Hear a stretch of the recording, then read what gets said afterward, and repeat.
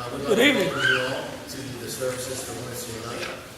If you're visiting, we'd ask that at the end of the service you give us a chance to introduce ourselves to you. And please, if we do anything that raises any questions in your mind or if there's anything that confuses you, please ask one of us and we'd be happy to talk to you. We will open our song service tonight with number 137. We'll sing the first and the last verse for those of you using your books.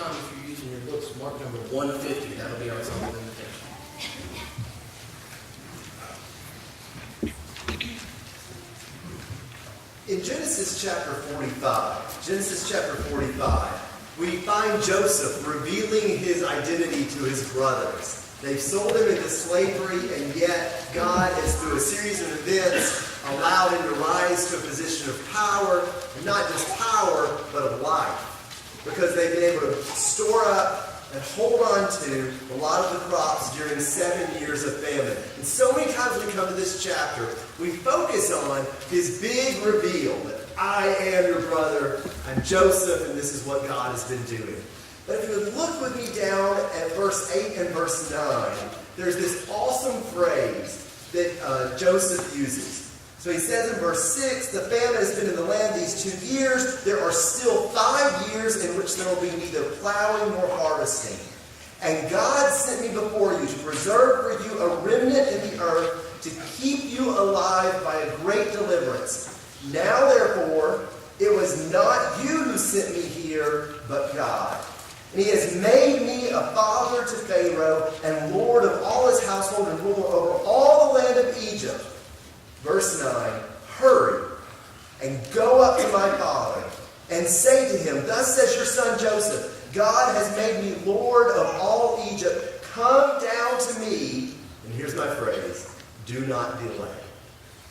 Because of everything God had done in preserving life and in sending Joseph ahead, come, do not delay.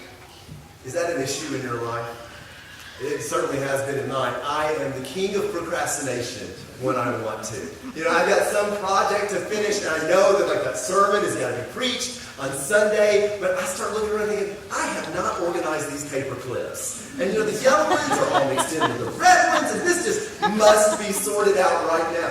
We tend to procrastinate on things that maybe are challenging or things that we're not quite sure how to start. Joseph says in this chapter, because of what God has done, do not delay. It's just a powerful phrase for all the procrastinators in the room. So come to the New Testament with me. Come to Luke chapter 9 and look at the similar challenge that Jesus issued. It's again, I think, a do not delay kind of text. In Luke chapter 9, let's read verse 57 to verse 62. Luke chapter 9, verse 57 says, as they were going along the road, someone said to him, I will follow you wherever you go. And Jesus said to him, the foxes have holes, and the birds of the air have nests, but the Son of Man has nowhere to lay his head. And he said to another, follow me. But he said, Lord, permit me first to go and bury my father. And he said to him, allow the dead to bury their own dead, but as for you, go proclaim everywhere the kingdom of God. And another also said, I will follow you, Lord, but first, permit me to say goodbye to those at home. And Jesus said to him, no one after putting his hand to the plow and looking back is fit for the kingdom of God. Do you see the similarity in both of these requests in verse 59? Lord, first. And again in verse 61, Lord, but first. This is a do not delay passage because no matter how we might finish that sentence, Lord, I'll follow you. Lord, I'll go with you. Lord, I'll proclaim your kingdom. But first, the answer is always going to be the same. Jesus is going to tell us, no, I'm first. Put me first. And that's the decision you need to make tonight. Who's sitting here tonight delaying? Who's delaying confessing? Who's delaying obedience? Who's delaying reaching out? Because God sent life ahead in Joseph, the obvious response was don't delay. And because God has sent his own son, nothing else is first. Tonight is the night to come back to the Lord. Do not delay. Come on, we stand and sing. I travel Down a lonely road, and no one seemed to care. The burden on my weary back had bound me to despair. I often complained to Jesus how folks were treating me, and then I heard him say so tenderly, my feet were also weary upon the Calvary road. The cross became so heavy, I fell beneath the load. Be faithful, weary pilgrim, the morning I can see. Just lift your cross and follow close to me. Oh Jesus, if I die upon a foreign field someday, 'twould be no more than love demands, no less could I repay.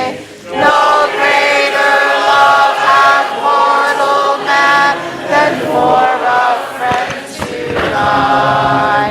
These are the words he gently spoke to me. With just a cup of water I place within your hand, then just a cup of water is all that I demand. But if I get to living, they can my glory see. I'll take my cross and follow close to thee.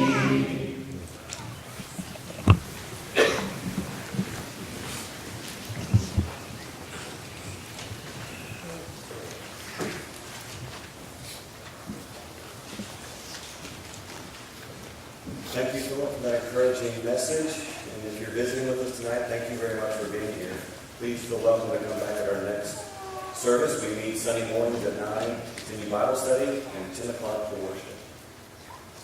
We need to remember that Donna Snodgrass's mother, Beatrice Brown, is currently at Premier Medical for testing.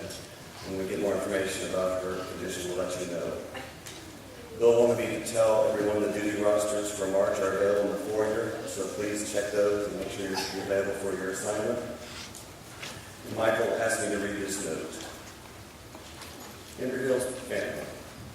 I want to express my sincere thanks and appreciation to all who have called, sent texts, prayed, and expressed thoughts of sorrow for me and my family in the passing of my uncle, especially those who have reached out to my aunt. It is such great comfort to know that the loving spirit that exists in this group of God's people. You have been a great encouragement to us all. With Christian love, Michael Carpenter. If you now to join me in a closing prayer, will be dismissed. Dear Lord, we're so thankful for what you have provided us today, our daily bread. We're most thankful for our salvation. We know that your grace is sufficient for all things. We ask that you listen to our prayers and supplications. Be with Beatrice and others, John Brown and others who we know of that need your assistance, and we need to return to better health. We ask that you be with our teachers and help them to continue to teach your word as you will. And please help us all as students to be attentive to what we're learning and apply it to our lives.